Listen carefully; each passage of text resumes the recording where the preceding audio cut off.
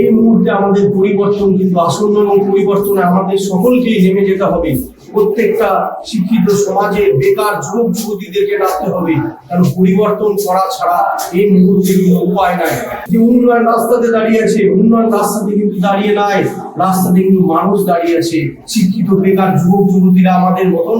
আজকে আমরা এই উল্লেখনে এসে পৌঁছেছি 2026। দীর্ঘ 15 বছর এই তৃণমূল সরকার মমতা বন্দ্যোপাধ্যায়ের নেতৃত্বে চলেছে। ওনার যে কথা এবং কাজ আকাশ পাতাল ব্যাপার। উনি বলছেন 15 বছরের আগে উন্নয়ন রাস্তাতে দাঁড়িয়ে আছে, এমন উন্নয়ন দাঁড়িয়ে আছে যে রাস্তাতে মানুষকে ভাতার জন্য দাঁড় করিয়ে দিয়েছে, ভাতা ছাড়া তাদের সংসার চলবে না।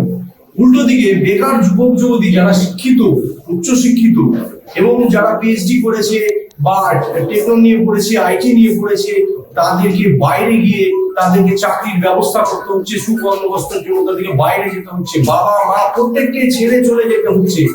এইরকম পরিস্থিতির মধ্যে দিয়ে আজকে আমাদের রাজ্য যাচ্ছে।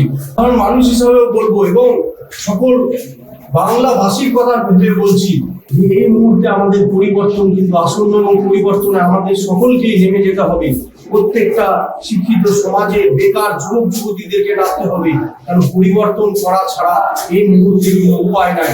বাংলার যে সামাজিক শিক্ষা প্রতিষ্ঠানগুলো ছিল আজ প্রত্যেকটা বন্ধের মুখে। তাহলে উন্নয়নের তিনি বার্তা কিভাবে দিচ্ছেন আপনারা দেখুন, পেপারে, আনন্দবাজারের বর্তমানে সমস্ত পেপারে দেখতে পারেন যে উন্নয়ন কিন্তু একদম পিছিয়ে গেছে, কোন রকম উন্নতি নাই। শিক্ষা ব্যবস্থা ভেঙে গেছে, স্কুল বন্ধ হয়ে গেছে, কলেজে অবস্থা পরিকাঠামো শেষ।